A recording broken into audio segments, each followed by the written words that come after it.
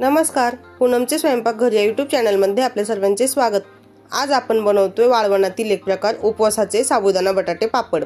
चला तर मग रेसिपीला सुरुवात करूयात। इथे मी 1 किलो साबुदाणा थोडासा भाजून घेतलाय। आता हा आपल्याला मिक्सरला वाटून घ्यायचा आहे। मी इथे 4 ते 5 बॅचेस मध्ये हा साबुदाणा मिक्सरला वाटून घेते।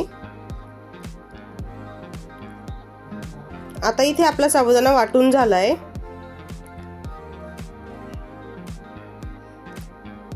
1 किलो साबुदाण्यासाठी मी 5 किलो बटाटे उकडून घेतले होते।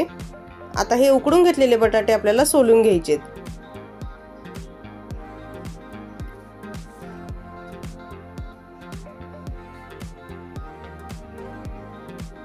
आता आधी आपण याची सर्व साले काढून घेऊयात। इथे मी सर्व बटाटा सोलून घेत आहे। आता बटाटा सोलून झाल्यावर आपल्याला आपल्या चवीप्रमाणे अंदाजे हिरवी मिरची मिक्सरला वाटून घ्यायची आहे। आपली मिरची वाटून झाली आहे, बटाटे पण सोलून झालेत। आता आपल्याला हे जे सोललेले बटाटे ते किसणीने किसून घ्यायचेत।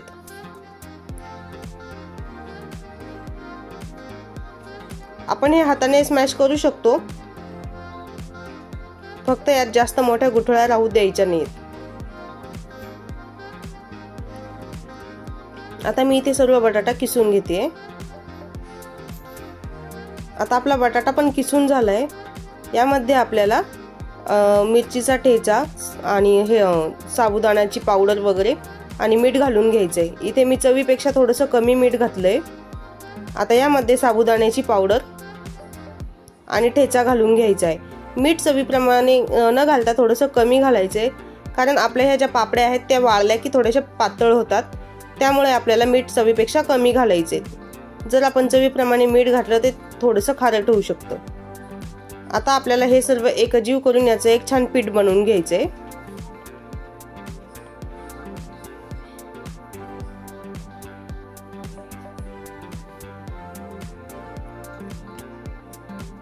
हे सर्व आपल्याला एकजीव करून छान गोळा बनवून घ्यायचा आहे याचा, आणि आपल्याला परत एकदा हे पीठ वाफवून घ्यायचे। आपलं साबुदाण्याचं पीठ बटाट्यांना सर्व बाजूनी लागलेलं पाहिजे, म्हणजे आपला सर्व पीठ एक छान सारखा गोळा होतो।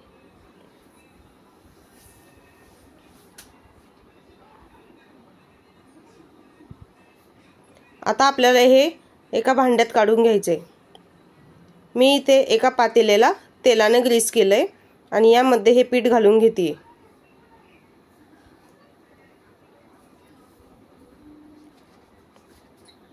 जर आपलं एकाच बॅच मध्ये हे सर्व पीठ बसत असेल तर आपण एकाच वेळेस हे वाफवून घेऊ शकतो, पण माझं इथे पीठ जास्त असल्यामुळे मी ते 2 बॅचेस मध्ये वाफवून घेणार आहे। मी इथे स्टीमरला पाणी उकळायला ठेवलंय आणि आता हे पीठ आपल्याला स्टीमरला लावायचे। मी यातील निम्म पीठ काढून घेतलंय, कारण पातेल्यामध्ये एवढं बसत नव्हतं। आता हे मी स्टीमरला उकळू देते। 5 ते 10 मिनिटांमध्ये आपलं हे पीठ छान उकडलं जातंय। 10 मिनिटांनंतर आपलं हे पीठ वाफवलंय। आता मी हे पातेलं काढून जे दुसरं शिल्लक राहिलेलं पीठ होतं त्याचं पातेलं इथं वाफवायला ठेवणार आहे। आता जोपर्यंत आपलं हे पीठ वाफवत आहे तोपर्यंत आपण जे आधी वाफवलेलं पीठ आहे ते एकदा थोडंसं मळून घेऊयात। इथे मी जाड कॅरी बॅग घेतली आहे, त्यामध्ये हे पीठ टाकून घेते, म्हणजे आपल्याला कॅरी बॅगमुळे पीठ छान मळता येईल आणि हाताला चटके पण बसणार नाही।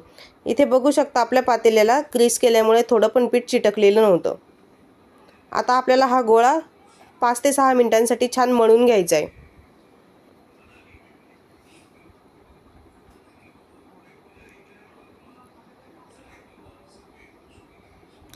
यामध्ये जर काही बटाट्याचे मोठे तुकडे राहिले असतील तर असं केल्यामुळे ते छान मिक्स होऊन जातात।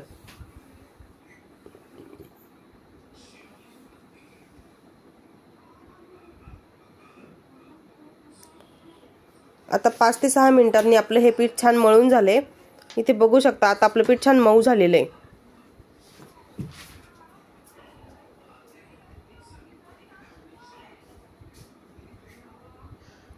आता आपण हे पीठ परत एका पातेल्यात काढून घेतले आणि आता याचे छान गोळे बनवून घेणार आहोत। इथे मी ताटाला आपलं पीठ चिटकू नये म्हणून थोडंसं तेल लावून घेतलंय आणि आता आपल्या पिठाचे गोळे बनवून घ्यायचे। याचे आपल्याला पापड करायचे।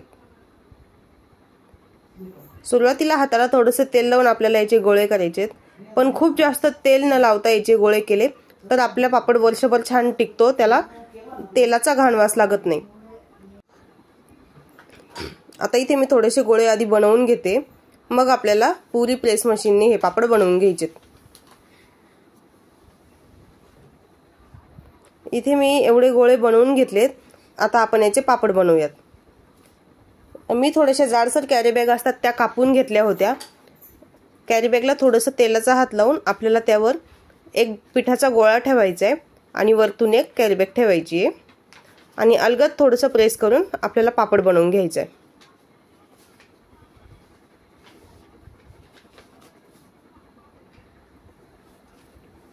आता इथे आपण मध्यम साईजचे पापड बनवून घेतोय।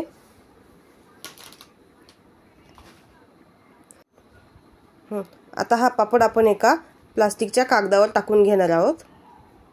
अशाच प्रकारे आपण आपले सर्व पापड बनवून घेऊयात। आता इथे आपले सर्व पापड बनवून झालेत।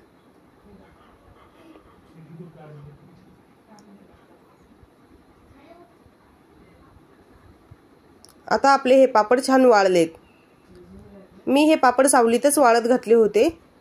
बघूयात आता आपले पापड तळल्यावर कसे दिसतात। आपल्या पापड्याला कलरही छान आलाय आणि ते फुगतात पण छान। आजची वाळवणाची रेसिपी कशी वाटली नक्की सांगा। चॅनलला लाईक करा, सबस्क्राइब करा आणि शेअर करा। आपले पापड छान खुसखुशीत झालेत आणि त्याचा कलरही छान पिवळसर आलाय।